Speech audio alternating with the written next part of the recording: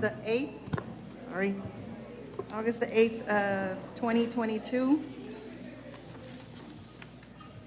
Ana, can you establish quorum, please? Yes, ma'am. Mayor Nori Gonzalez Garza, Present. Councilwoman Jessica Ortega, Present. Mayor Pro Tem Ruben Plata, Present. Councilman Albiel Flores, Present. Councilman Alberto Vela. Present. Mayor, we've established quorum. Thank you. Okay, so the next item is invocation and the Pledge of Allegiance. Mr. Pettis? Yes, if we can have everyone please stand.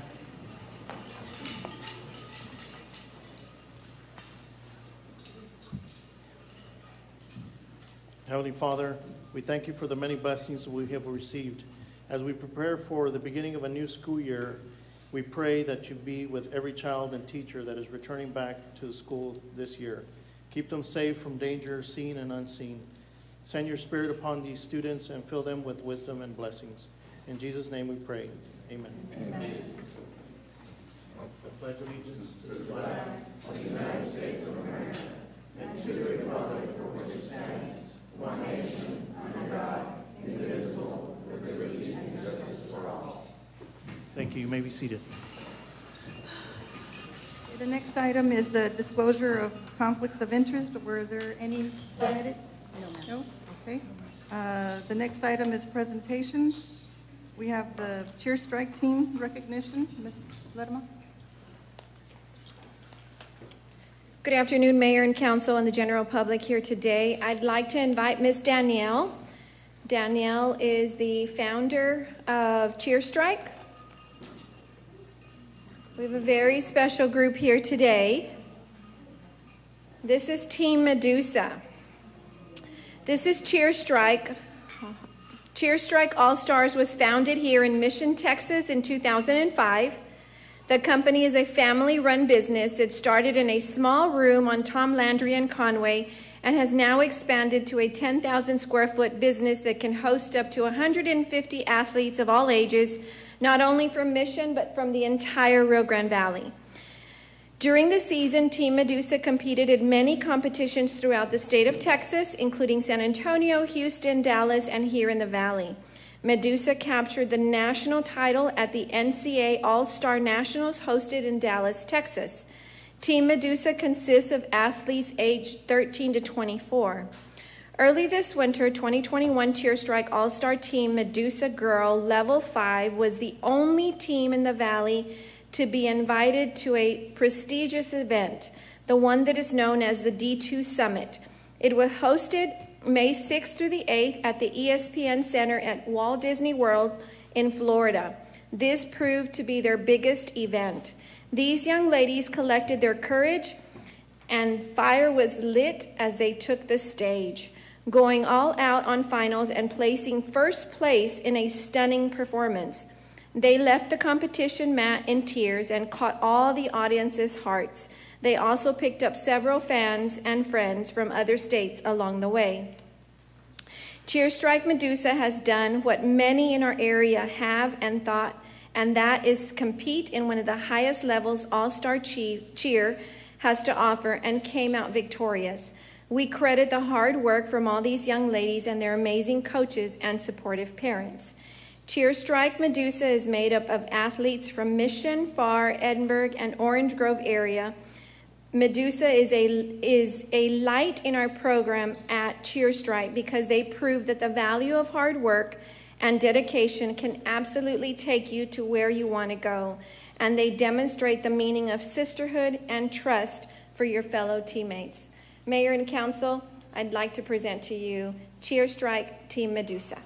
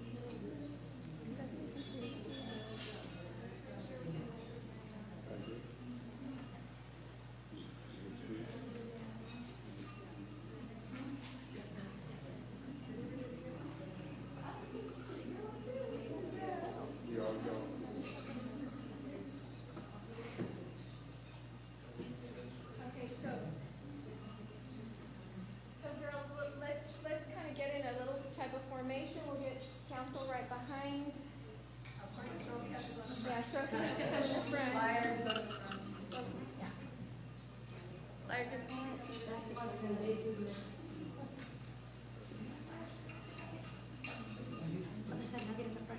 perfect. It's actually right here. We get council right back this way, right in the center, council. And here. And we're going to open you up. Randy, come right behind Mr. Right there. That's perfect. You are taller than I. But yeah, you're going to have to do some sort of a squat. Or y'all need to go down to the floor. Yeah. There we go. That looks awesome, lady.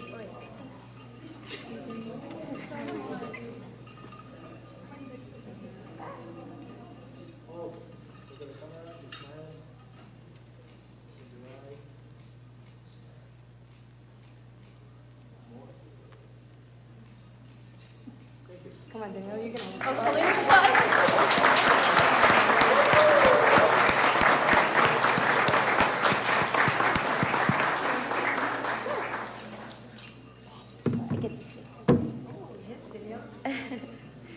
Okay, hello, I'm Danielle Valdez. First and foremost, I want to thank the City of Mission for taking the time to recognize these young ladies. And so often we go to competition and we only have our parents to come and support them. So it's nice to know that we have our city that's behind us. These girls in front of you that you see, they juggle school, they juggle homework and actual work and rough practices. But they always manage to make it work, and they always manage to get to practice on time, even if I am calling them crazily. But they do get there. We established Cheer Strike literally off of Tom Landry and Conway. So it was a little hole in the wall, no bigger than a master bedroom placed area, but we had the goal in mind when we did do that to make sure that it's an inclusive and a safe space for athletes of all ages to improve their skills. And just to build team confidence and self-esteem. This team was the only team to hold this title south of San Antonio, so it is a really big deal, and I'm so proud of you guys. I just want to further thank the City of Mission for allowing my family to plant roots and further our small businesses here in Mission, and it does give us the opportunity to branch out, and we also have a location in Edinburgh, and I truly believe that it's because of Mission that we have thrived so much. So thank you so much. And that's it. I didn't think y'all were going to be next to me. I got emotional. Can we do a break, girls? Our break? Yes? Yes. All right. All right, go ahead. Go. Yes. Ready, go. And 5, 6, 7, 8. Take the bait, accept your fate. The Soko girls just ain't do some. Woo!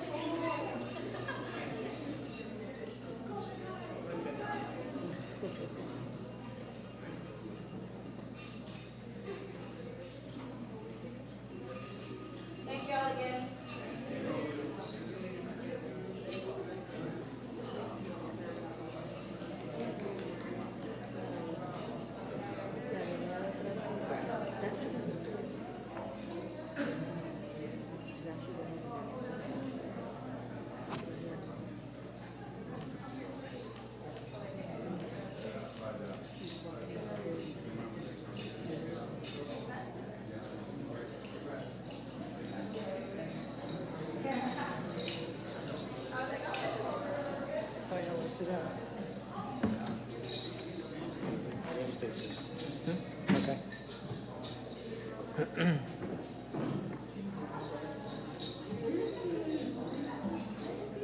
Go ahead. No, you're good. You're going to have to stand back up again. But anyway, good evening, Mayor, City Council, Randy. Really, on behalf of the Parks and Recreation, on behalf of most of the parents and the kids out here, I do want to thank you for making our summer programs possible and available for us. You know, this year we had, for our Texas Amateur Athletic Federation, we had 398 total participants, ranging from tennis to swim and track and field events. Of the 398 that registered and participated, 99 of them were able to qualify at our regional meets and go up to Corpus Christi this year. Our tennis program is a little bit lower. Enrollment was a little bit lower this year. We had 57 enrolled, but of the 57 that were enrolled, we had 10 that went to Corpus Christi for competition. Of the 7 of the 10 participants brought home medals. We had 2 golds, 3 silvers, 3 silvers, and 1 bronze. Okay, with track and field, we had 159 athletes representing the city at various local events, plus the regional state events. 39 athletes placed in the top 6 of the regional meet, qualifying them for the Games of Texas. 7 of our athletes placed in the top 8.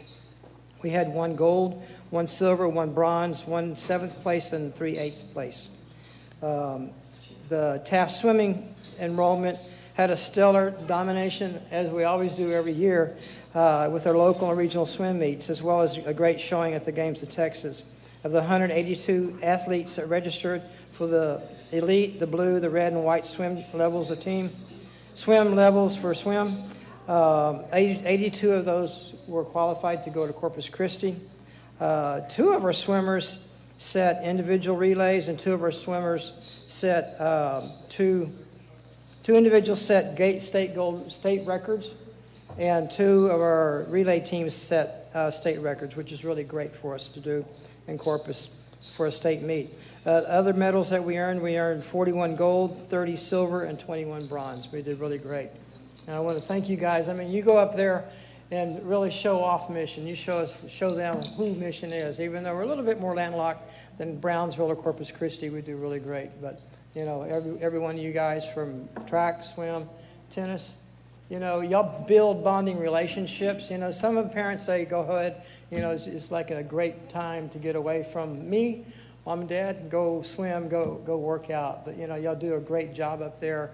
Y'all build bonding relationships. You know, you get to meet other kids from other schools, whether you go to your local events and your regional and your state events. But y'all build bonding relationships, and I'm sure y'all have experienced it.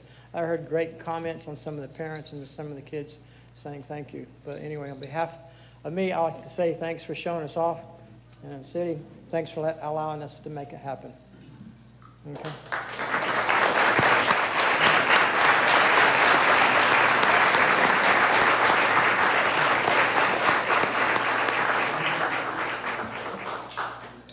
That's all I have. Yes, we had 2 for the, where's that? For the swim, we set 2 state records for the individuals and 2 state records for the relay teams. Y'all want to come up? Those that set the records? I don't know if everybody's here for the swim. The relay swim, don't be shy. Come on, are you the other one here? Okay, we had 2 individuals, 2 relay teams. Okay, your name is? Evelyn Garfield. Ooh, my cousin, about my 6th cousin, are you? Okay. Anyway, thank y'all guys. I think council needs to probably come up to the dais in the back, and then we'll put all, this is a large group. Yeah. Okay, little ones come right up this way. Taller ones in the back. Okay, you come this way forward. Forward. You can be an end for me on this side.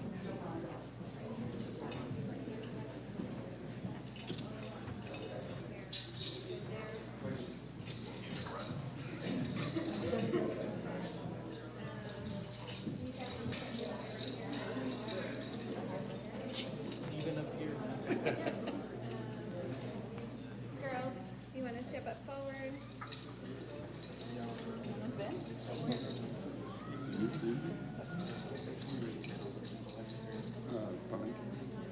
There.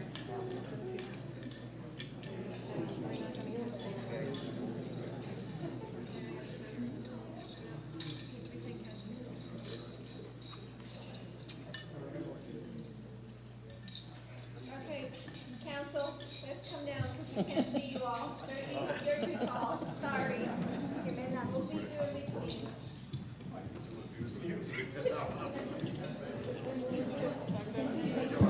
While they're getting situated here, I do want to recognize Evan Garcia, right?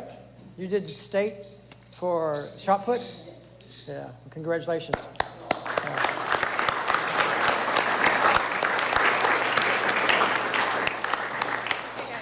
Let's open it up right here.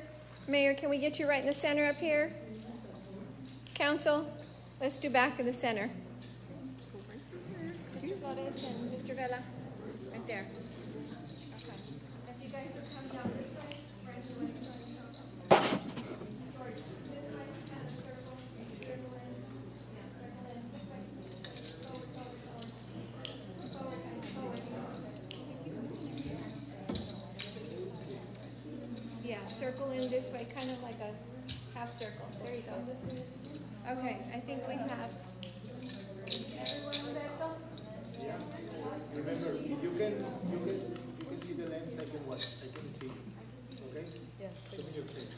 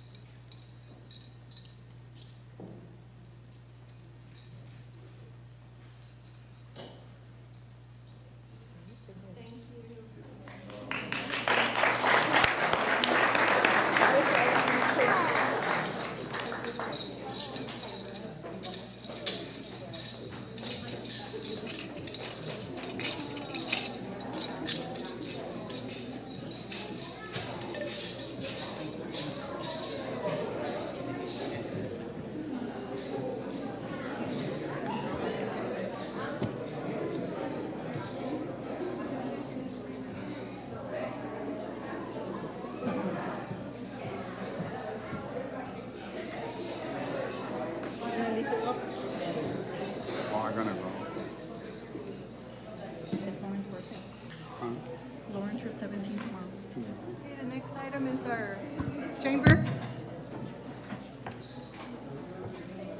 Good evening, Mayor and Council.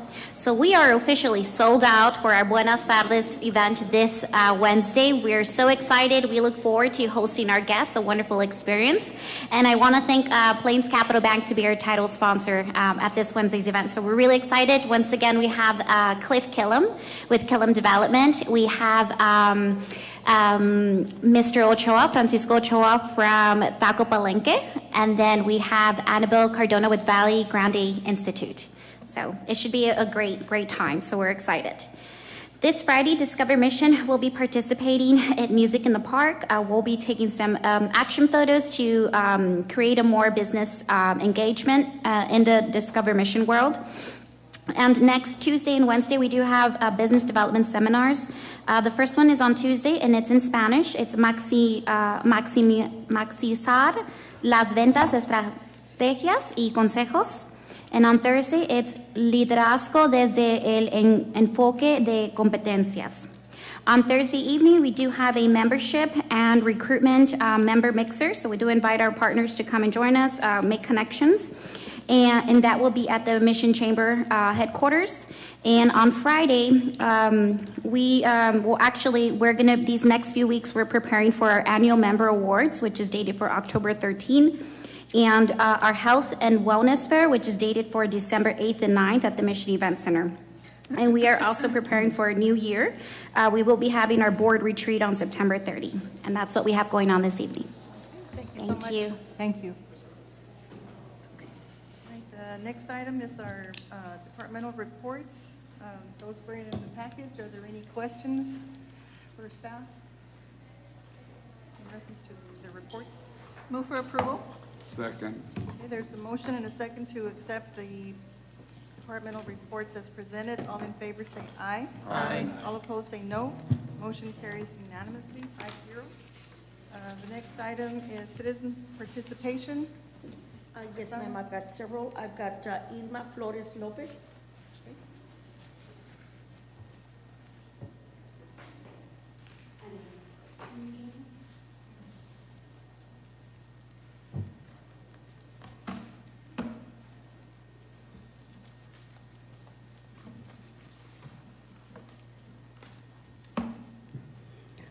Irma Flores Lopez, 1201 Carla Mission. Before I start with what I was going to talk about, I wanted to take a moment of silence. Mr. Lupe Osuna, longtime Mission Housing Authority board member, passed away a few days ago. He served, I think, 20 years as a board member. And I got to serve with him 1 year, and it was wonderful. He was very quiet demeanor, but boy, did he have wisdom. And I just wanted to bring that forward to the council. Thank you. Now I'll go ahead and start. A long time ago, in 1996, Mission's mayor was Ricardo Perez. It was August, it was hot.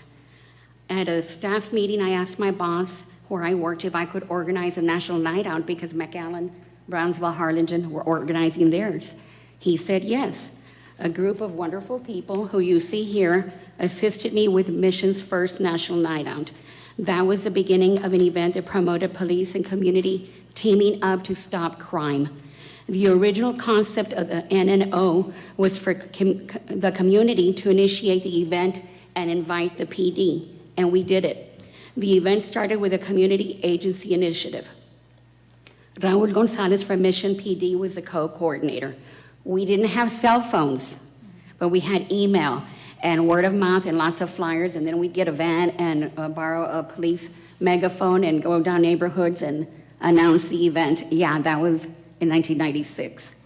A parade kicked off the event, and we had a lot of family activities, entertainment, food booths. We even had a vaccine clinic.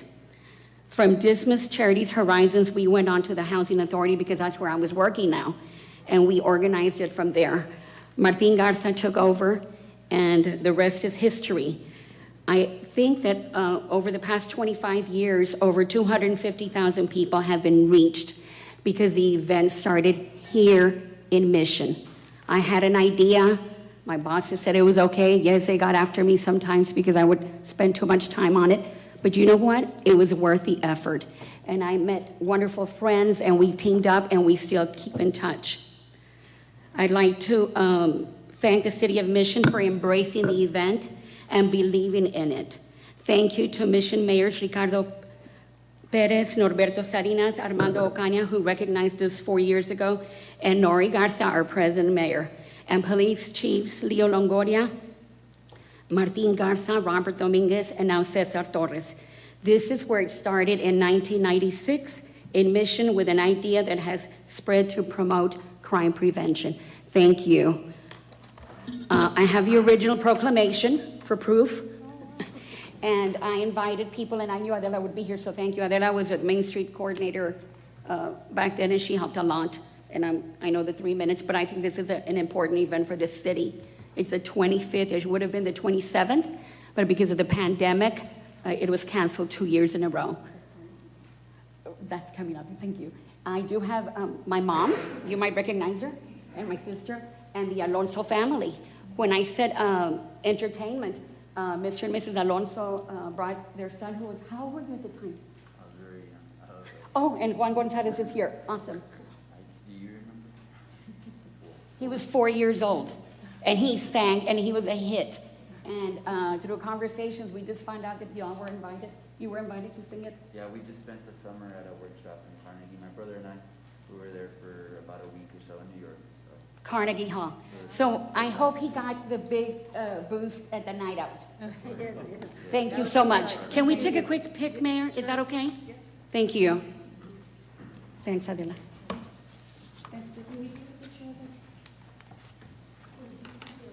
Well, I don't know the city, or maybe you will. Okay, thanks. Hey, you all stay back there because we're taller. I'm kidding.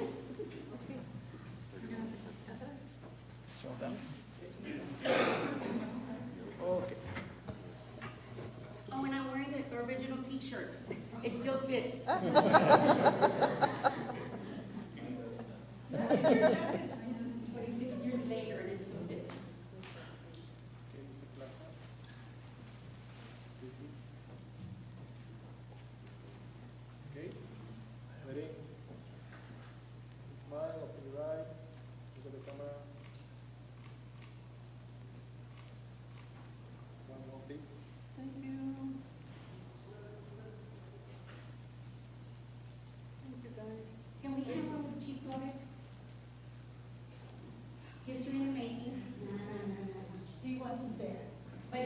is, right? Tomorrow night, our admission's 25th. How about that?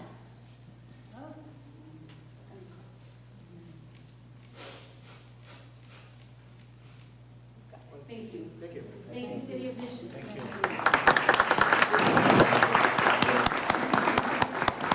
Thank you all.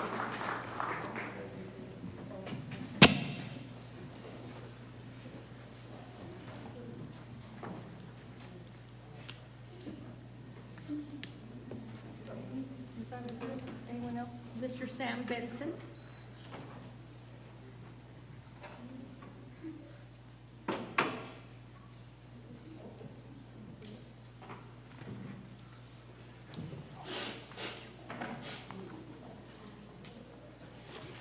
Name and address, please, for the record. Yes, ma'am. Name and address for the Yes. record. Sam Benson, McAllen. Honorable Mayor, Honorable City Council members, thank you for allowing me the opportunity to speak here today. I come before the council. I'm going to read off script because I can make it within the 3 minutes. I usually try to talk too much, but I come before the council today to respectfully request for this council to consider the merits and feasibility of the issues and topics that I will present to the council in the interest of the betterment of its residents and its visitors. The first issue deals with the current election policy for Banworth Park and the Parks and Greck Gym. I would like to share some photos to help me better explain my concerns. The first photo is a map that illustrates the areas where politicking is allowed and not allowed. As you can see, the very small and thin green lines in the area, this is where politicking is allowed. This is way too small of an area to cram 4x8 signs, tents, 4x4 signs, yard signs by each single candidate, and to include personnel holding the political signs. If we can bring it up to next picture, number 2, you can clearly see what I'm trying to convey to the council. It's completely saturated. And I can attest that most of you were there. You have firsthand knowledge of how it is there. I myself almost got run over several times trying to weave in and out of traffic. When the elections going on, the elections or the people, the candidates are visitors there. We can understand that it's a park and people go there for walking and stuff like that. It's a ritual for them, and we're basically in the way. As you can see, that area where it's designated, it's the walking area for these people, and we are in their way, basically. We're disturbing their routine. Now, for the third pick, is an area is ideal for allowing people to politic without interfering with the vehicle traffic, the joggers, or the dog walkers. It's ideal prime location. And I'm not talking about putting signs there. I'm just talking for allowing people that are politicking to be there instead of being on the roadway, because that's the way it was in the past. You have to be actually in the roadway to be able to be politics. So this is an area that will be safer for the people to do so. The fourth pick is the map of the Parks and Rec. We can see you can also see a very small area allowed as well. In the fifth picture, you can see the vehicle tractor has completely stopped for the active campaigning that is happening on the sidewalk that is spilled over to the roadway. This is hazardous and dangerous for all. I'm asking the council to consider directing its department staff to study the feasibility and the benefits of expanding and allowing areas for better accommodate the candidates and to safely and for the safety of people working at the polls. I'm asking the council to consider that. The next one, which I think is more important, is the issue deals with due process. I'll say again, due process. And the lack of access or the denial to seek an audience before this honorable council. What am I talking about? As it stands today, if a resident or an applicant obtains an unfavorable ruling from a zoning board of adjustments, there is no recourse. The affected party has no appeal process, none whatsoever. It stops there. So like I said, none whatsoever. They can't bring this case to the council for consideration. Even if you rule in favor of the lower court, but of the committee, at least give the resident or the applicant the opportunity to be heard or an appeal process. Like I said, there is no appeal process whatsoever. If it's unfavorable, that's it. It's done. I feel there should be an appeal process in place. The city has no mechanism or due process or procedures in place to address this. 3 minutes, Again- Mayor. 3 minutes. Can you wrap it up? Yes, I can. Okay. I'm again asking the Honorable Council to find merit and cause in my pleadings and to find it in the best interest of the city to direct its staff to study and report to this council the feasibility and the benefits for allowing its citizens the fair due process before this honorable board and the opportunity to be heard by its duly elected officials. Thank you. Thank you.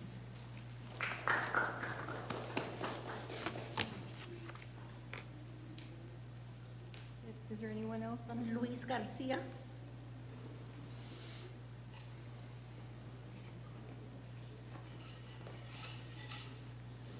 Name and address, please, for the Good record. afternoon, Mayor and council members. My name is Xavier Sandoval. I'm a school counselor with Hawaii ISD, and I'm here representing Tiger Fury Kaju Kembo Self-Defense Institute. They're our community partners. When we have at the end of our school year, we have Boys and Girls Conference, where we have topics that impact the lives of our kids before they go into high school. And we have invited this institute to be part of our event for the past 5 years, and they do it wholeheartedly. He, just like community partners, it's a two-way street. We asked them to come. He asked me to come to present, but I am honored because these students that you see before you, I've been their counselor since they were sixth graders. Gabriela, she came to us last year as an eighth grader, but Josh and Yaire as sixth graders. And I've seen them grow, I've seen their struggles, and I've seen what I'm about to share with you is I'm so proud of them.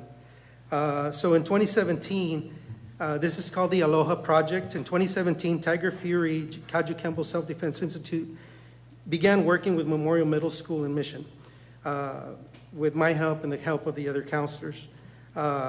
Each year we provide a one-day session for both male and female students, and we have invited Sigang Luis Garcia and his group to come and share something on self-defense. Each year we provide this one-day event. This past December, we advanced the program and developed what they call the Aloha Project. This project opened the doors for about 125 female students from our 8th grade group to take part in. From these 125 students, Sigan Luis Garcia gave a scholarship of about $1,000 to 43 students that he had handpicked according to how the day went. And the scholarship entailed from January to June free lessons and to get them ready for a competition they had in July. And from these students, they were given a $1,000 scholarship to attend classes at Tiger Fury Martial Arts Self-Defense Institute. So 3 of these 43 accepted and began training in January of 22. By February, 2 of the students remained, Gabriela and Fernanda Viegas, also known as Yare. They trained and became exceptional students. This July, they accepted the challenge put forward by their instructor, Sigang Luis Garcia, and joined their fellow teammates in Las Vegas, Nevada. After only 6 months of training, they took part in the very first tournament. The Sijo Adrian D. Emperado 72nd Anniversary KSDI 2022 World Championships Open Martial Arts Tournament and Seminar. Our team did incredibly well, winning several titles along with both girls. Gabriela won 2 world titles, and Fernanda won 1 world title. Wow. Very proud of them. Yeah.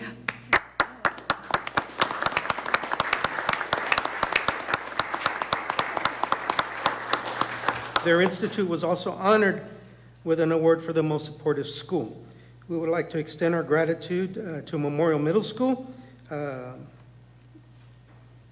me, Mr. Javier Sandoval, and the students and parents for allowing the opportunity to help make this world a better place through martial arts. And we do have the parents in the audience as well.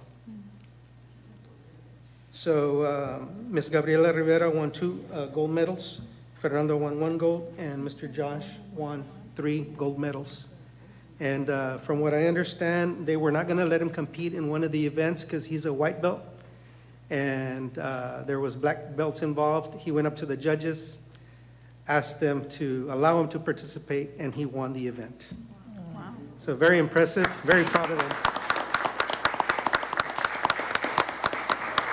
Thank you very much. Thank you and congratulations. Would you like to? Okay, Yes, yes, please. aloha everybody. I want to take just a quick time. I want to say Mr. Alberto Vela, he was one of our sponsors 2019 because Mr. Anita Martin. Oh, Okay, she's a great woman, and I want to thank you so much when what you did for school. It helps a lot, and we will be able to do so much because it was when COVID hit, and we have to shut out the school, you know. Pero I'm still, you know, thank you for the support, and Ms. Jessica Ortega, you saw me so many times he's standing, you know, and I'm really happy to help our community. And I want to take the opportunity also to congratulate my students because these kids, they put tears of blood over there in Vegas. It was really tough. You compete in this tournament, you're like Olympic level. You fight with the best guys in the world. They come from Spain, Europe. They come from also Portugal, Mexico, Canada, and all the United States. And these kids did amazing over there. Awesome. Thank you so much. Congratulations.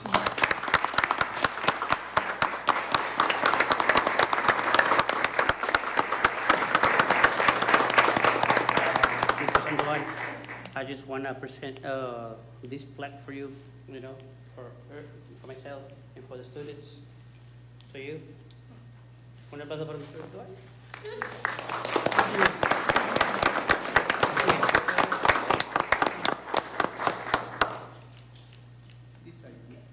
Thank you.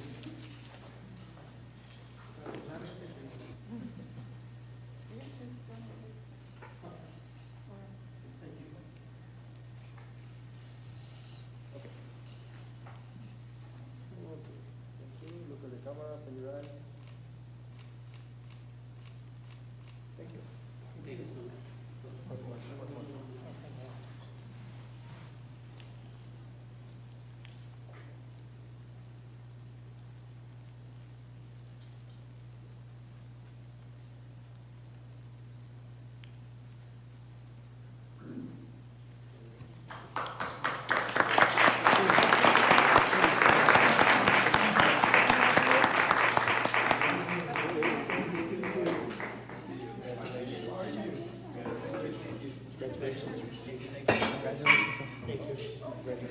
Thank you so much. Congrats. Congratulations.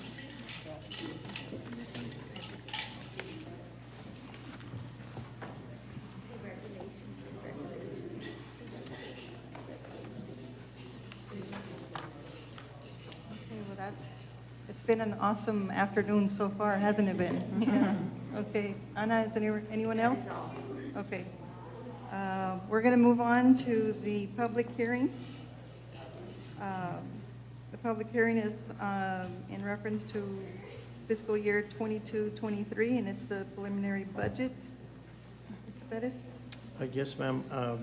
This is the city's preliminary budget for fiscal year 2022-2023, which was presented on July 5th, 2022, and has been made available to the public for review at the city secretary's office and city's website as required. And this is the opportunity for citizens to speak on the preliminary budget. Is there anyone here that would like to speak in reference to the preliminary budget as presented?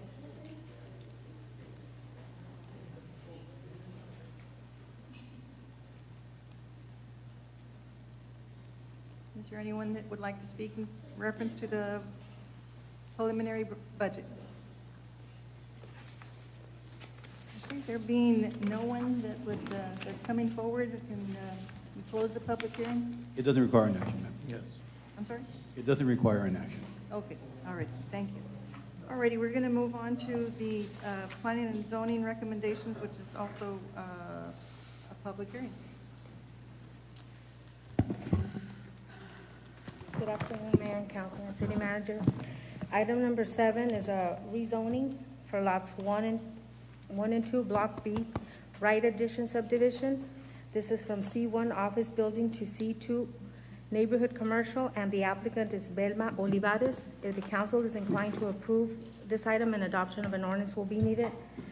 The subject site is located at the northeast corner of East 11th Street and North Mayberry Road. Surrounding zones include neighborhood commercial to the north and south, duplex, fourplex to the east, and single-family residential to the west. Existing land uses include commercial to the north, residential to the east and west. The site is currently vacant, and to the south is vacant. The future land use map shows this area as general commercial.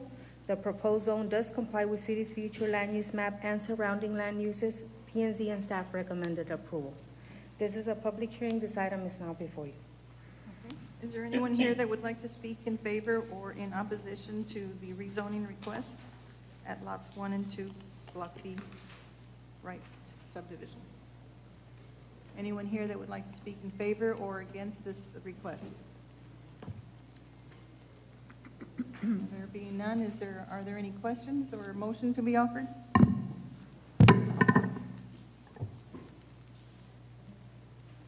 I'll make a motion to approve. Second. There's a motion and a second to approve the rezoning request as presented from C1 to C2, neighborhood commercial for lots 1 and 2, Block B, right addition subdivision. All in favor say aye. Aye. All opposed say no. Motion carries unanimously, and that is ordinance 5203. Next item.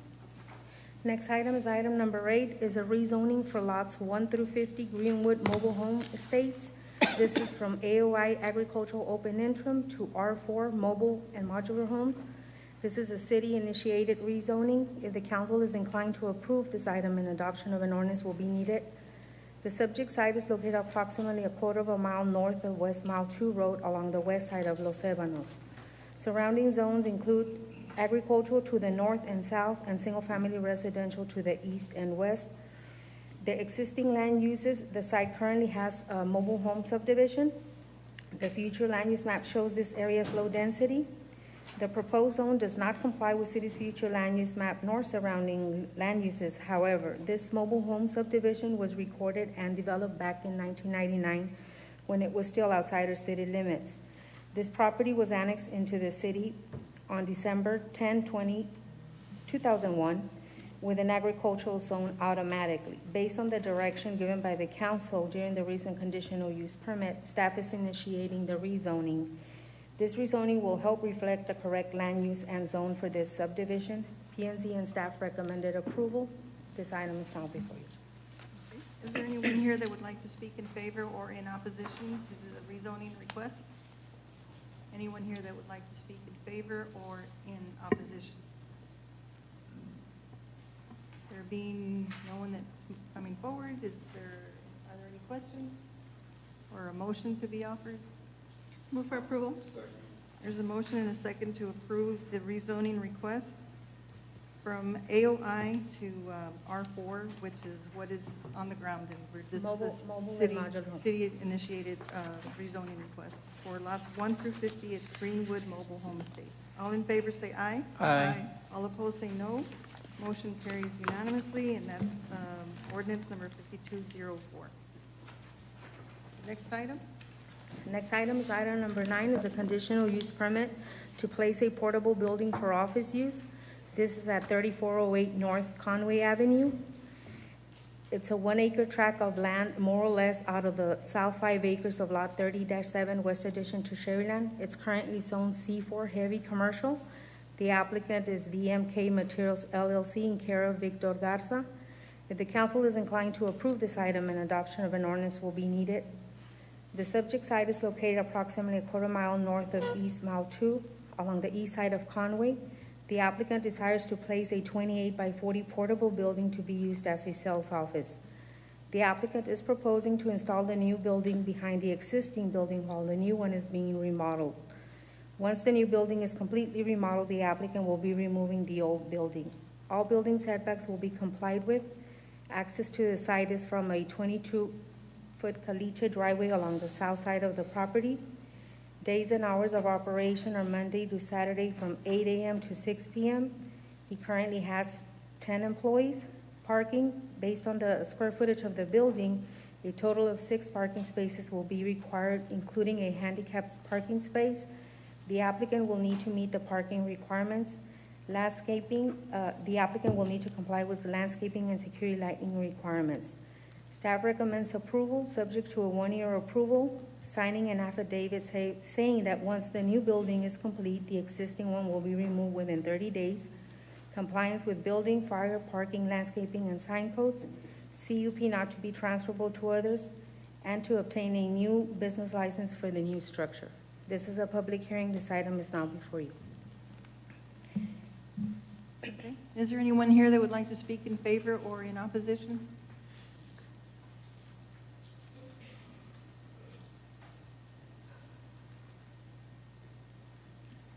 Name and address for the record. Good afternoon, Mayor and City Council, and Mr. City Manager. Victor Garza, 3408 North Conway, Mission. I'm the owner of EMK Materials.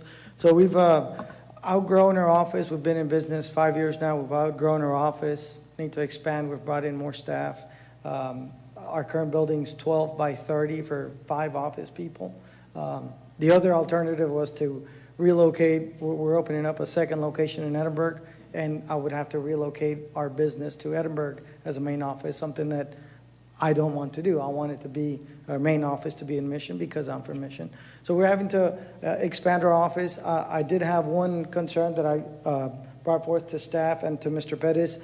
The building that you saw in the picture, the building in the white and in red is the new building. It's going to have to be remodeled. But the location where I bought it from, they also sold the property, and I had to move it out. So I did tell Mr. Pettis that I had no recourse but to bring it in, knowing that the city council meeting was today. So I did inform the staff of that complication. I would petition or request a couple of items. One, this is a materials business. I would request for a longer term or life of use because it is a sales office. It's not a restaurant. We're not selling alcohol. It's not a drive-through. It's for a sales office. I've invested quite a bit of money to purchase the building. I'm going to remodel it. It's not going to look the way it does in the pictures. And we're a landscaping materials yard. I want the landscaping to be nice. So it's going to be a nice building and a nice outlook, view from Conway. But I would request to see if there's a consideration to be done for a life of use. And also, it probably would take longer than 30 days to remodel. I'm going to have to remodel the inside and the outside, paint it, fix the landscaping. So it's going to take longer than 30 days. But as soon as the new building, if it is approved, once the new building is ready for us to relocate to the new one, the old one will be moved to Edinburgh for our second location. Does anybody have any questions? Thank you. Okay, is there anyone else that would like to speak in favor or in opposition to the request? Okay, there being none, are there any questions on staff or council?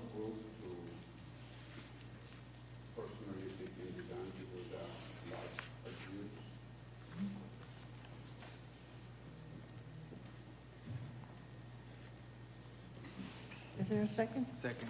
Okay, there's a motion and a second to approve the conditional use permit with a life of use. Also, I'd like to address the 30-day removal. I know that sometimes that's kind of short, especially if you're trying to get something constructed. I'd like to remove that requirement, period. Okay. So in case you need to even expand more after the 30 days that you've seen it, you can leave it there. I would think that would be an option for you. That's, so, okay. So do I, so to remove the 30 days and to, for the life of use, move to approve? Second. Okay, so the motion is to approve the conditional use permit for the life of use of the building, and also to remove the 30-day requirement to remove the existing building. So all in favor say aye. Aye. All opposed say no. Motion carries unanimously, 5-0. 0, and that's ordinance number 5205. Next item. Next item is number 10, a conditional use permit for a drive-through service window. This is at 722 East 8th Street. This would be lots 11 and 12 and the 20 feet strip adjacent to those lots. This would be out of Block 113, Mission Original Town Site. It's currently zoned C3 General Business, and the applicant is Noé Salinas. If the council is inclined to approve this item, an adoption of an ordinance will be needed. The subject site is located on the southwest corner of North Mayberry Road and East 8th Street. The applicant purchased a 5,370 square foot plaza with 7 units and would like to add a drive-through service window to one of the units. They're proposing a 12 by 35 circular driveway off of East 8th Street, driving from the eastern entrance and exiting through the western. It is noted that by doing the circular driveway, the applicant will be removing 1 parking space. Access to the site is provided off of East 8th Street and Mayberry Road. Based on the square footage of the building, a total of 16 parking spaces are required for the plaza. The applicant has a total of 17, including the handicap. Landscaping is being met. Staff notes that the parking requirements would not be met because in order to accommodate the circular driveway, they would need to remove, I know he's proposing 1, we are recommending he remove 2 because he's planning to use the existing apron that he has there. Staff recommends denial due to the lack of parking, stacking of vehicles, maneuvering of traffic flow, blockage of the alley and street. This item is now before you. Is there anyone here that would like to speak in favor or in opposition to this request? For the record, ma'am, this is a reapplication. Okay, thank you.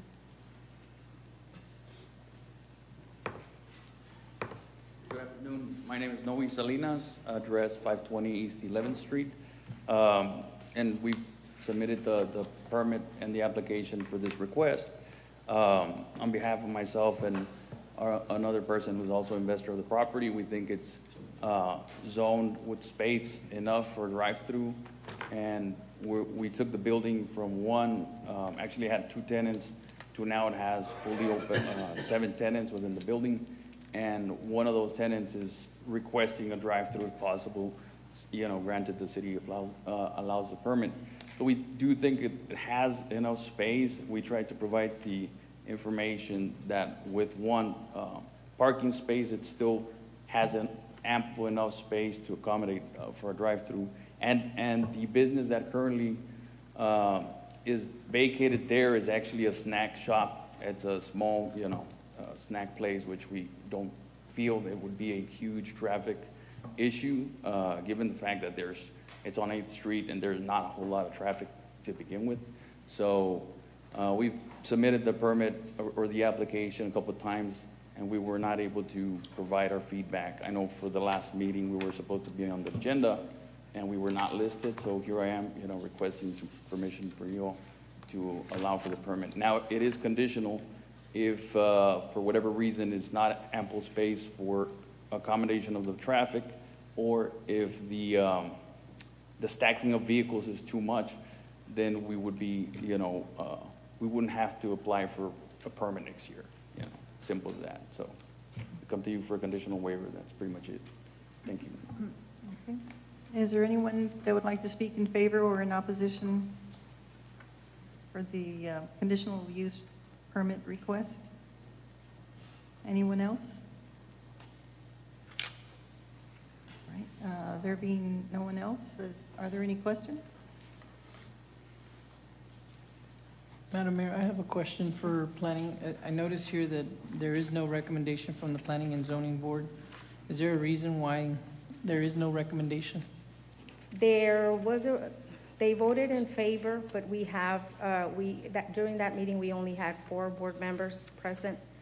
So we were not able to get a favorable. Then we got a second motion to deny. But at the end of the day, there was no recommendation nor in favor or against. The last comment was that they wanted to actually place this item on the table indefinitely, but that's not possible, so that's why there was no second recommendation from that. And Ms. Susie, it's staff's recommendation for denial, and the reason you would be recommending denial is because you believe that they need to remove 2 parking spots instead of the proposed one? Based on they currently want to use the existing apron. If you look at can you put the exhibit?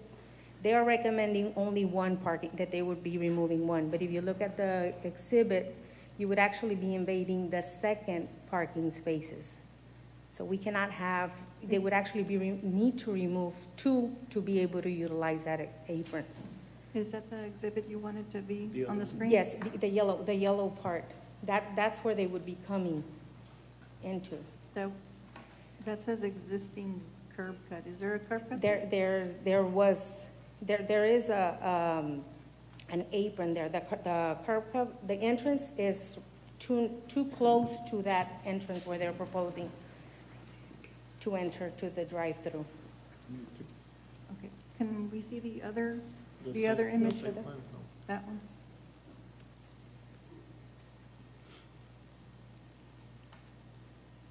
So again, that curb cut as shown here, it is existing. It's existing, but he would be utilizing a little bit of the other parking spaces, not only 1. It would actually be 1.5 parking spaces. That would actually be, outside would be deleted, removed. So you're saying that those 3 that are shown there would not be, that those 3 would not be there? It would only be 2. It would only be 2. Because he cannot leave half of a parking spaces. So he would actually need to remove 2, not 1. Mayor, may I ask a question? Yes, please. Ms. Suzie, and during this time, has the applicant also said that he would be beautifying the area? Because I think that needs a lot of help in that corner. And so would he be adding grass, plants, Well, he would trees? need to, anything he would remove, because there's a existing palm tree that probably would need to remove, he would need to replace. He would need to comply with whatever he removes, he would need to be replaced within that plaza.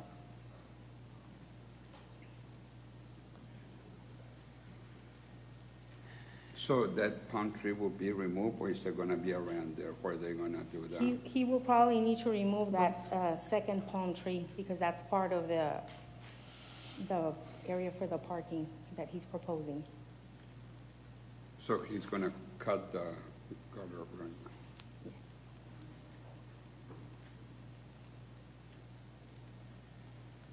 And so the biggest issue, Ms. Suzie, is that he would not have the required parking spaces by 1. Is that the biggest issue? 1 and stacking, because if you look at the entrance to the main plaza, it's very close to where he's proposing his drive-through. That's our main concern.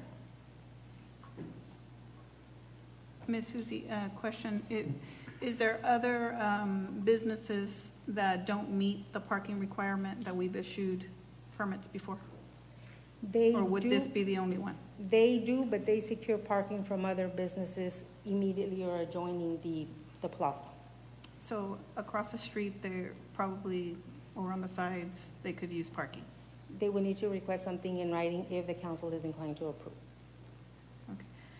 Mayor, I'd like to approve and giving this gentleman a 1-year permit to see how things go. And then we can look at a year time of how it's going. I'll second the motion. Okay, there's a motion and a second to approve the conditional use permit for the drive-through window at 722 East 8th Street. All in favor say aye. Aye. All opposed say no. Motion carries unanimously, right? Yes, ma'am. Yes, okay. Yes. And that would be ordinance number 5206. I just wanted to say something, I guess, before the vote, just for Mr. Salinas to understand that it is a major investment for him to have to, put the window and the driveway and all of that. So just so that you understand that it's a 1 year with the understanding that, the investment you make could be lost if there's stacking issues. But I think the important thing is just working with your community there to make sure that that doesn't happen. Correct. And we'll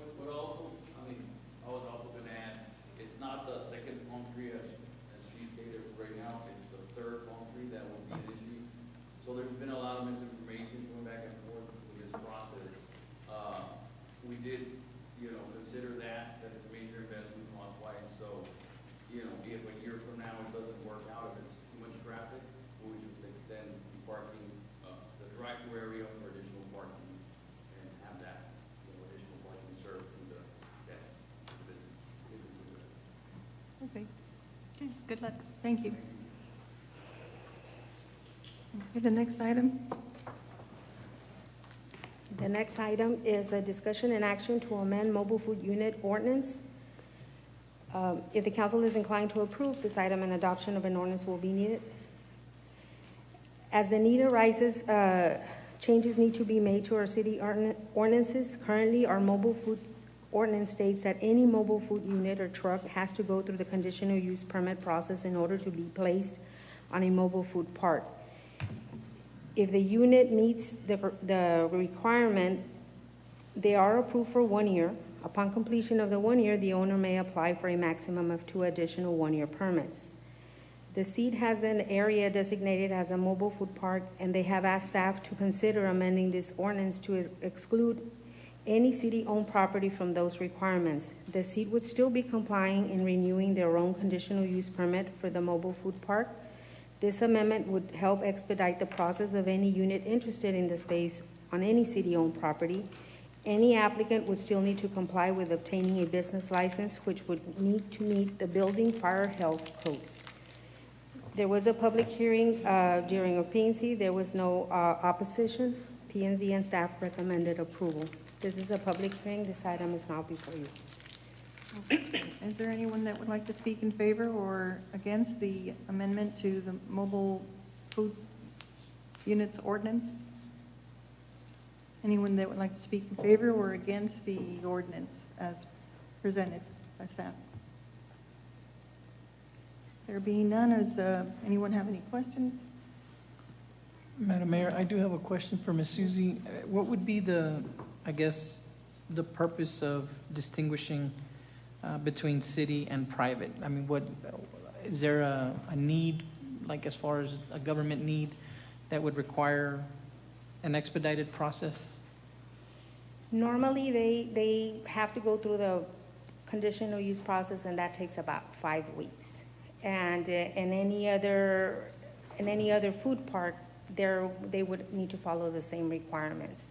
But as far as we have had a lot of interested people, and they want help from the city in order to help them be able to open their business a little bit faster.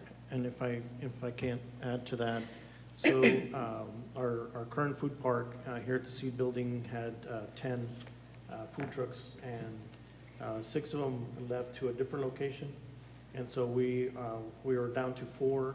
However, the new ones that want to come in have to wait the 5-week process, and we want to expedite so the food park and we can fill in those vacancies from the food park at an expedited manner versus going through the process of the CUP and so forth.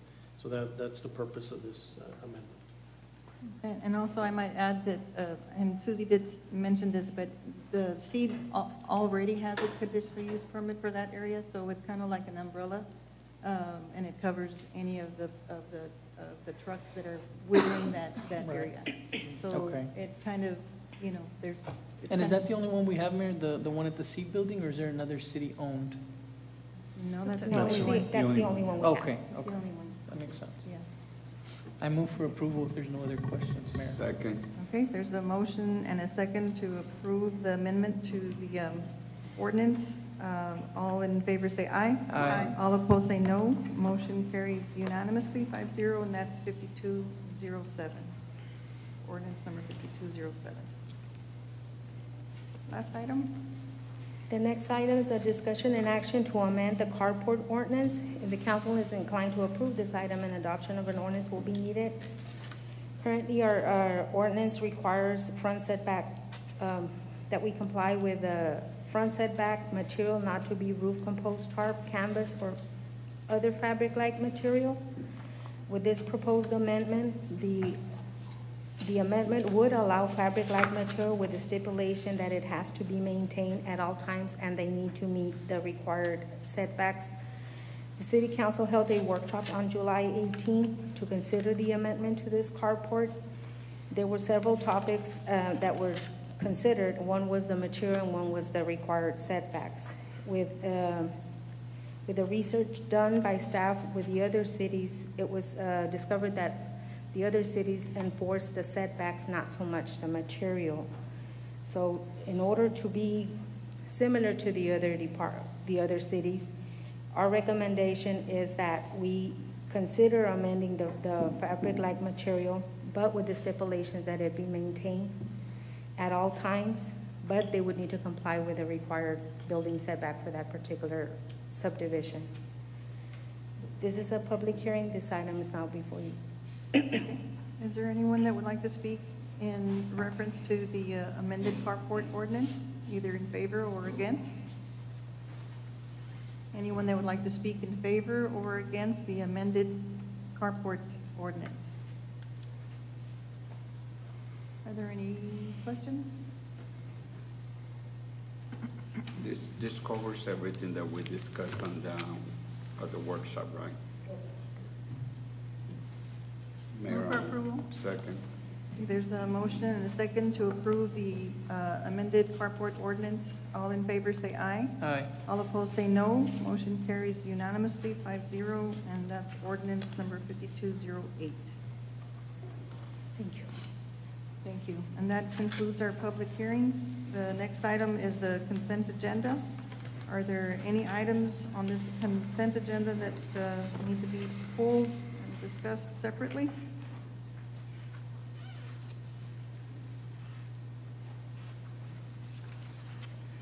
I move to approve all the items on the consent agenda. Second. Okay, there's a motion and a second to approve the consent agenda as presented. And that's item number 13, approval of minutes. Number 14, acknowledgement, receipt of minutes for the Mission Historical Museum, Mission Economic Development Corporation, Mission Civil Service Commission, Citizens Advisory Committee minutes. Also, number 15 is authorization to solicit proposals for filter media replacement project for the North Water Treatment Plant. Number 16 is authorization to solicit bids for Holland Road Street improvements. Number 17 is authorization to solicit bids for Bryan Road Street and drainage improvements. Number 18 is authorization to solicit bids for construction of drainage improvements. And just for clarification, that would be Project Elm and Project Leandro. Number 19 is approval of resolution number 1786 regarding waterline access agreement with Shoreline Water Supply within our ETJ for Eduardo's number 19 subdivision. Number 20 is approval of the memorandum of understanding and golf club storage agreement with Shoreline Independent School District in regards to the use of Sherry Municipal Golf Course. Number 21 is authorization to submit a grant application to AEP Foundation. And number 22, the last item, is authorization to approve first-year renewal option for security guard services. Okay, all in favor say aye. Aye. All opposed say no. Motion carries unanimously. Okay, next items, is approvals and authorizations. Number 23 is preliminary plat approval for Bryan Point subdivision. Yes, this is Bryan Point subdivision Phase 2, being a 3.72 acre net tract of land more or less out of lot 18-11 West Addition to Shoreline subdivision. It's currently zoned R2, duplex fourplex. The developer is LAC Enterprises LLC, and the engineer is Rio Delta Engineering. This subdivision is located 655 feet east from the intersection of East First Street and Bryan Road along the south side of East First. The developer is proposing 10 duplex fourplex residential lots. They will be complying with city water, city sewer. City engineer has reviewed and approved the drainage report. Staff is recommending approval, subject to payment of capital sewer recovery fees, provide water district exclusion. This item is now before you.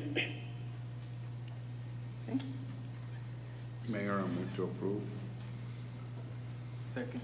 There's a motion and a second to approve the preliminary plat as presented. Is there any discussion or questions? Okay, I'll call for the vote. All in favor say aye. Aye. All opposed say no. Motion carries unanimously, 5-0. Next item.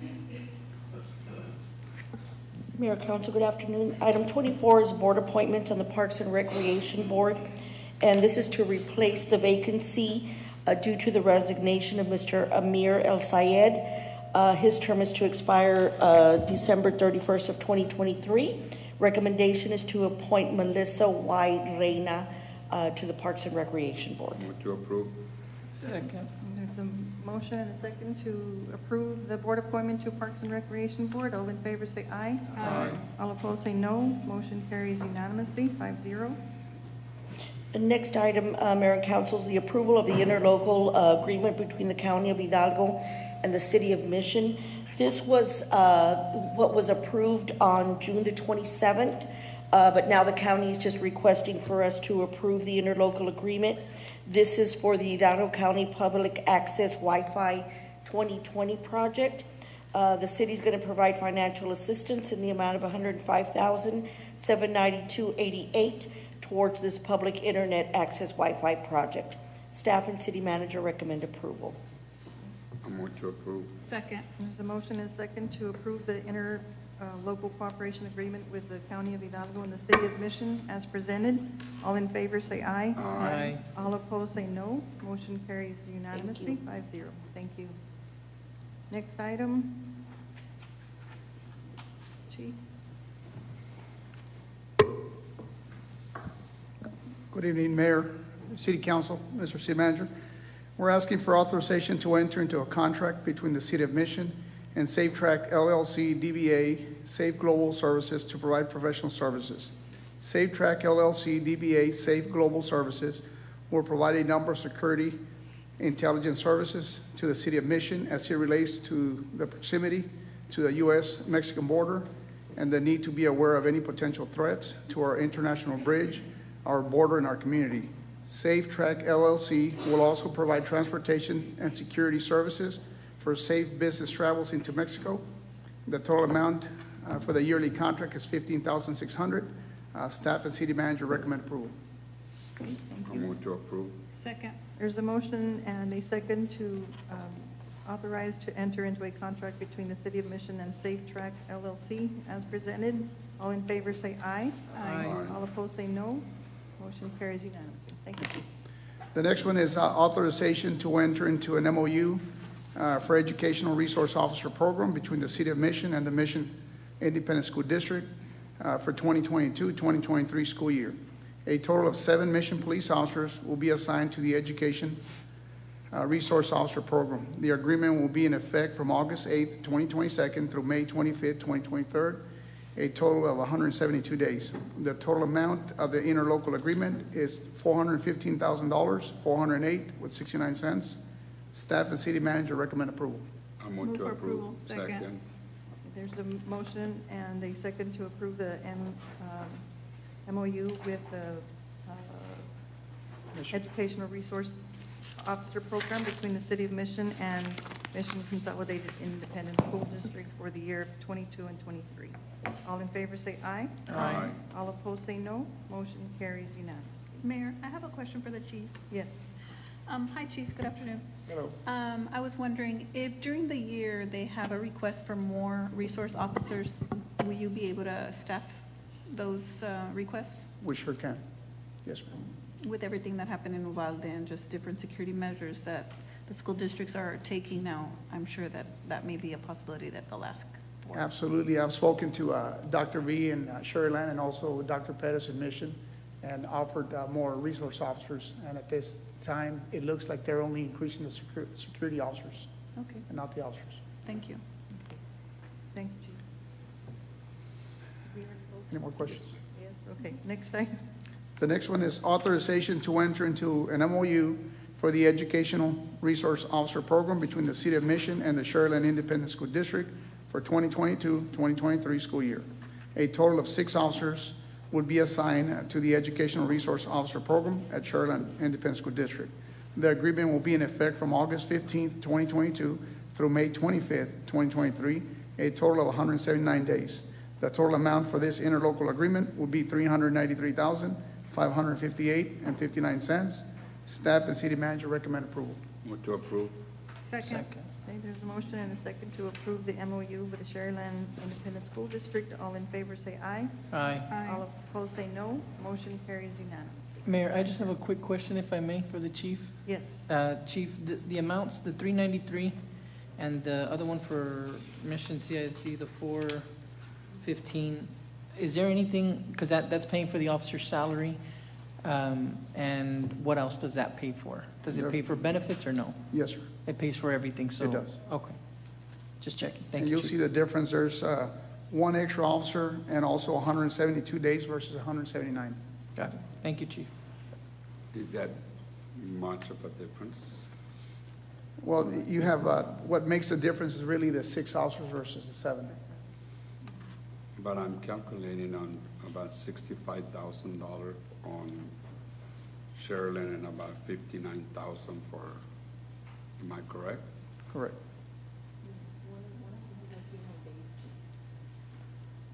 Seven more days in Shoreline. But I see that difference of almost $6,000 per officer. Am I correct? Well, you're looking at almost $22,000 difference from 6 officers to 7 and 7 days more than the other.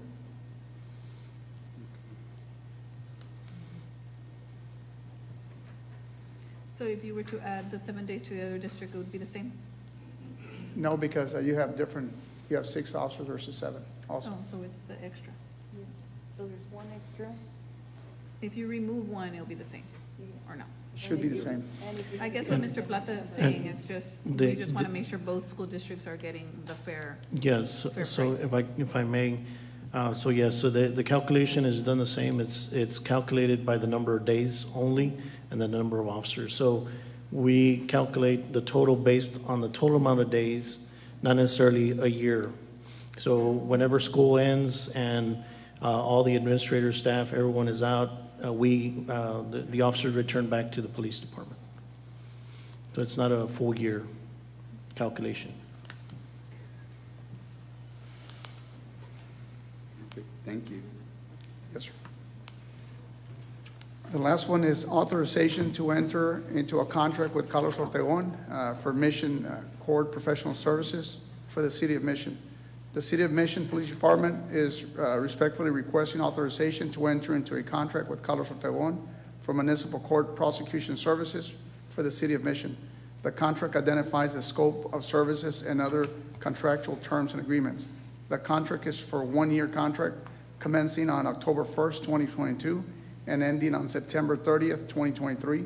The contract amount is for $54,300 for the fiscal year 2022-2023. Staff and city manager recommend approval. I move to approve. Second.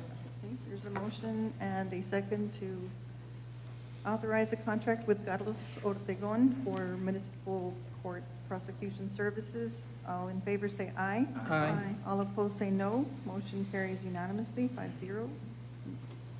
Just one question, Mayor. Yes? When you said staff and city manager approval, that's you, correct? That is correct, sir. Thank you. Mayor, I also have a question.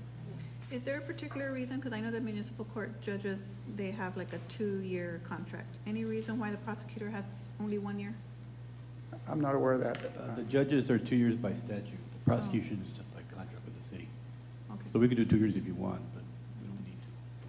So every year we're going to hear him? Well, we can change it next year. Okay. I was just curious about that. Yeah. Thank you. Okay. Thank you.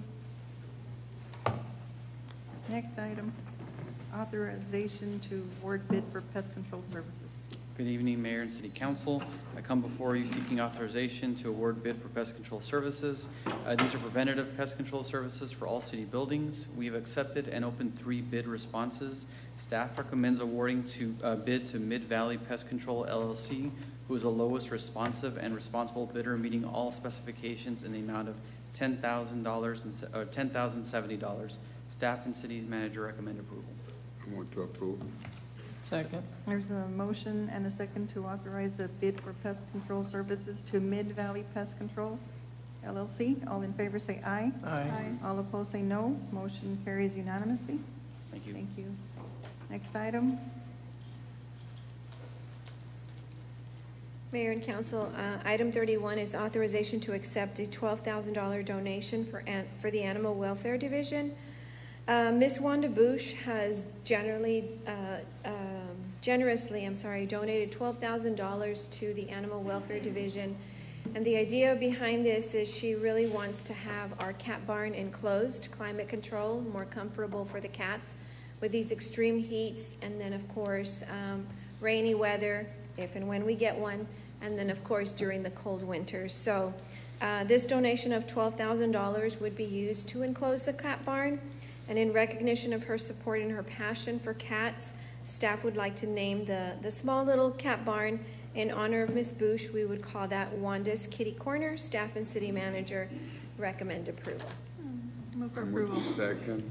Okay, there's a motion and a second to accept the $12,000 donation for our Animal Welfare Division from Ms. Wanda Bush, and this is going to go for the cat barn. All in favor say aye. Aye. All opposed say no. Motion carries unanimously. Thank you. 5-0. Thank you. Next item, authorization to enter into MOU with Rubicon Global. Good afternoon, Mayor, City Council. Authorization to enter into a memorandum, an understanding with Rubicon. What we want to do is we want to enter into a pilot program with Rubicon to try to get data for our services, to try to collect data and try to see if what they provide for us is going to work for us. They're providing the donation of the equipment at no cost to us. Rubicon will donate all the necessary hardware in order to launch this pilot program. Staff and city manager recommend approval. Are there I any- move to approve. Second. There's a motion and a second. Are there any questions or discussion? I have a question, Madam Mayor. Yes. This data will still remain the property of the city of Mission, correct? Yes, we will collect all data and it will remain with us. The only information that they won't keep any information for us. All they're going to try to prove is, can this program work for us? Okay. That's what we're trying to see ourselves. Okay. We don't know yet. So. Okay. Are there any other questions or discussion? Okay, thank you. I'll call for the vote. All in favor say aye. Aye. All opposed say no. Motion carries unanimously, 5-0. Next item, Mr. Benson. Good evening, Mayor and City Council. I bring before you, item number 33. This is for the authorization to award bid for palm tree trimming. City Council authorized staff to solicit bids for palm tree trimming on June 21st, 2022. This is for city-owned properties and rights-of-ways, including our parks and city facilities. Staff is seeking authorization to award to Belmonte's Lawn Care Service, who is the lowest responsive and responsible bidder of the 5 bids received. Belmonte's Lawn Care Service met all the specifications. Services will include all supervision, labor, bucket truck, materials, supplies, tools, and necessary equipment for the trimming and skinning and disposal of all leaves and their shavings at a cost of $12,576. Award consists of one-year primary and 2 one-year options. On his options, he had no price increase. Staff and city manager recommend approval. Move to approve. Second. There's a motion and a second. Are there any questions or discussion? I'll call for the vote. All in favor of awarding the bid to Belmonte's Lawn Care Service for the palm tree trimming service. All in favor say aye. Aye. All opposed say no. Motion carries unanimously, 5-0. Thank you.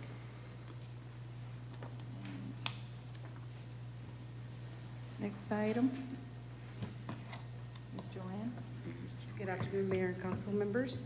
Item 34 is approval and authorization for city manager to execute memorandum of understanding between the County of Hidalgo, City of Mission, and other participating jurisdictions to collaborate for the preparation of the 2023 through 2027 5-year consolidated plan and strategy, fiscal year 2023 annual action plan, and analysis of impediments. HUD requires local jurisdictions to prepare and submit a 5-year consolidated plan and strategy, annual action plan, and analysis of impediments. This memorandum of understanding will allow the City of Mission to partner with the Hidalgo County Urban County Program and cities of McAllen and Edinburgh to establish a general working agreement to consolidate and coordinate efforts to develop the 5-year consolidated plan, annual action plan, and analysis of impediments. The Urban County Program will be the lead agency and fiscal agent to procure and select a consultant to develop the required documents. The Urban County Program will incur 50% of the cost, and the participants will share the remaining 50%. Staff and City Manager recommend approval. Move to approve. Second. There's a motion and a second to approve the MOU with the County of Hidalgo. Are there any questions or comments? Okay, I'll call for the vote. All in favor say aye. Aye. All opposed say no. Motion carries unanimous. Thank you. Next item is unfinished business, which I don't believe there is any. And then next item after is the city manager's comment. Randy? Yes, ma'am. I do have a couple of announcements to share.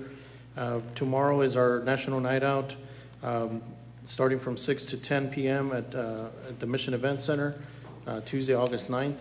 Well, one of the new things that we partnered up with the Mission CISD and Shoreline ISD to also incorporate a prayer walk for schools, which will be happening tomorrow, also starting at the event center at 7 p.m. Everyone is welcome. The family it's a free event for everyone to come and enjoy. There'll be plenty of entertainment at the National Night Out, and the prayer walk will be a 3-mile walk from the Mission Event Center. We'll be going to Sherry Road, going south to Business 83, Business 83 East to Taylor Road, and then Taylor Road going south to Victoria, and then Victoria going back west to the Mission Event Center. So that's approximately 3.1 miles, so everyone is welcome to participate. Both school districts will be distributing T-shirts for the first 400 volunteers will be there present, so I want to invite everyone for that. We expect a great turnout for tomorrow.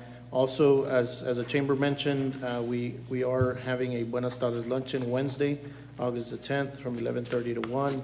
I believe that event has been sold out. There was availability, but were sold out earlier today, so just want to announce that. Also, on Thursday of this week, from 6 to 7, the Mission Boys and Girls Club Soccer League will have a trophy ceremony at the Mission Event Center. We did have a large participation of soccer for boys and girls this year, and so we'll be presenting the trophies for those teams on Thursday from 6 to 7. And on Friday, we do have our monthly Music in the Park at Leo Peña Placito Park from 6 to 9. Another free event for the public, plenty of entertainment, and vendors will be present as well, so invite the public. And then also on Saturday, August the 13th, from 9 a.m. to 12 p.m.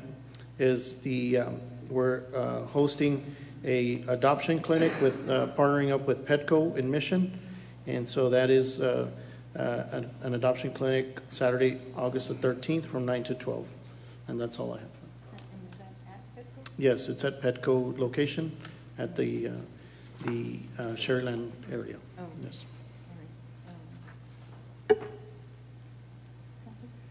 No comments, Mayor. No comments. No comments, Mayor. No comments. Okay. The only thing that I'm going to mention is that I believe there's backpacks that are going to be given away also Yes, tomorrow. yes, the Mission Crime Stoppers will be distributing backpacks. They've collected to distribute 1,000 backpacks for the children going back to school. Also, other participants, organizations will be handing out school supplies as well throughout our National Night Out. Yes, thank you. All right. Okay, then I think that's it for the comments. I'm with George. Second. There's a motion and a second to adjourn. All in favor say aye. Aye. Aye. Opposed say no. Motion carries unanimously.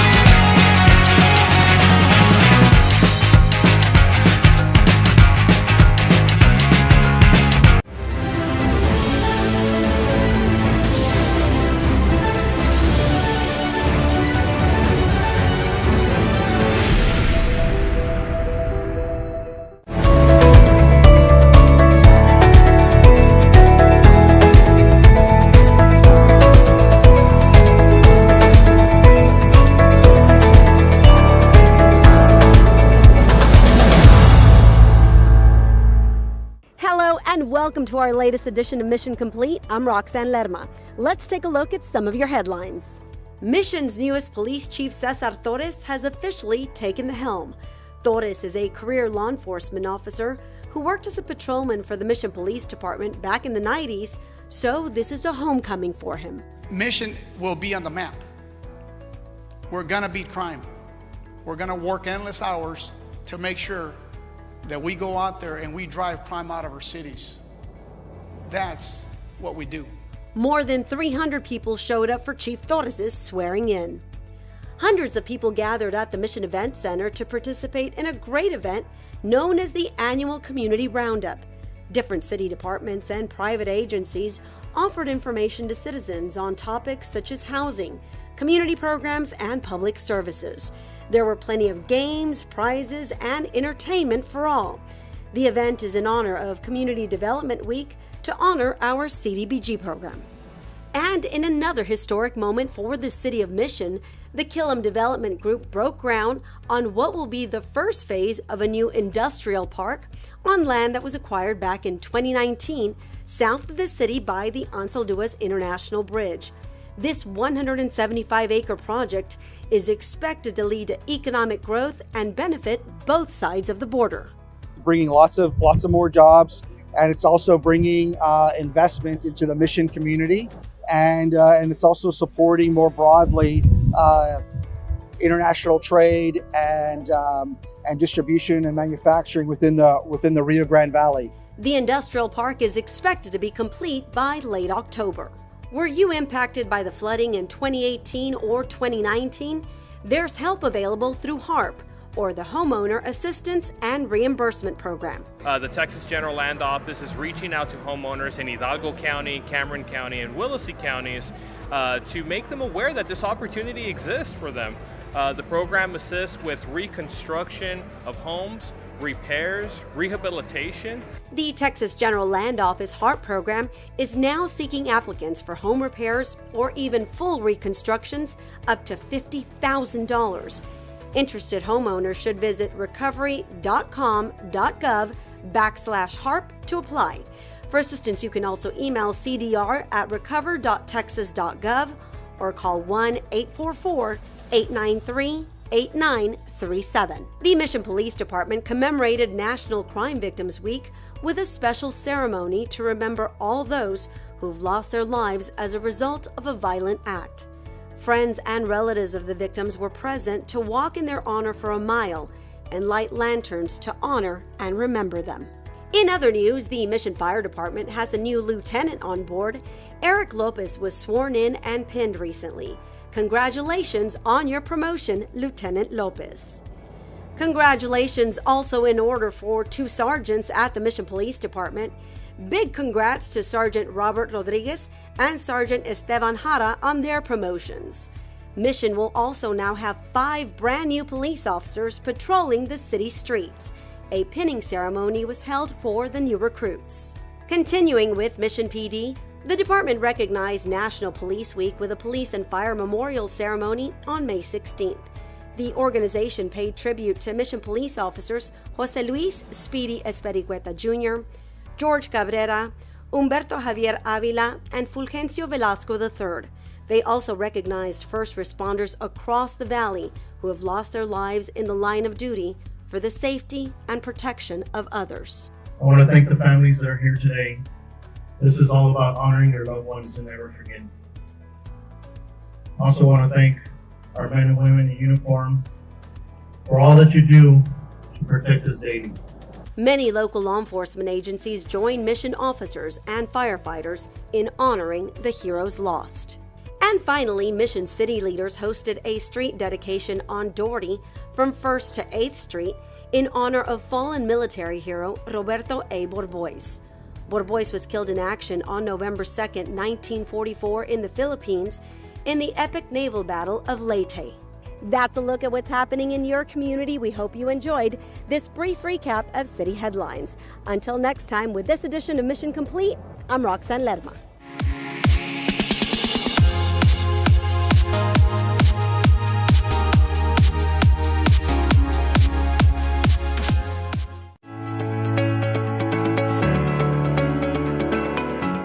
my name is Jesse Lerma. I'm the Civil Service Director for the City of Mission. The Civil Service Department is responsible to making sure that the city complies with Chapter 143 of the Texas Local Government Code. The Civil Service Department makes sure that the city is complying with hiring matters, disciplinary matters, and operation matters in the police department and in the fire department. The Mission Police Department has been under civil service since May of 2001. The Mission Fire Department has been under civil service since May of 2004. We work in conjunction with the City Manager's Office and also in conjunction with our Civil Service Commission. Our department has to work very closely with the Chief of Police and the Fire Chief. Our department is located at the Mission Central Fire Department at 415 West Tom Landry, Mission, Texas. Hours of operation at the Civil Service Department is Monday through Friday, 8 to 5, or you may contact me at any time at 956-451-0303.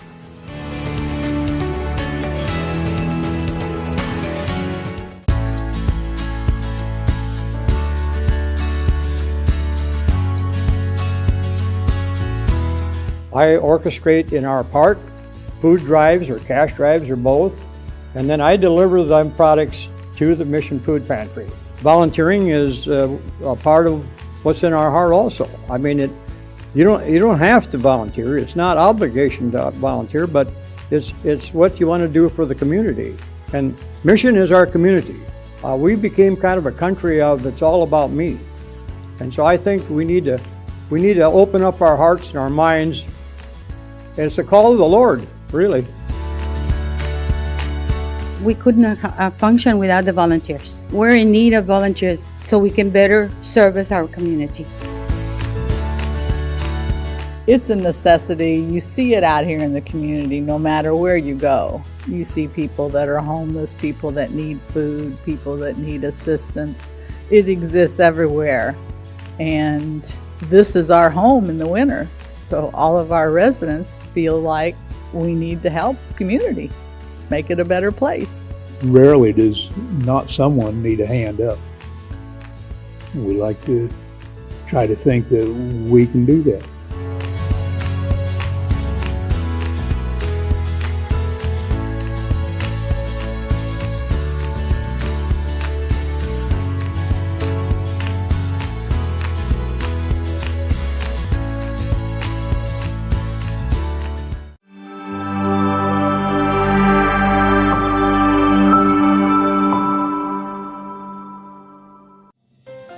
City of Mission has launched the Mission Cable Channel.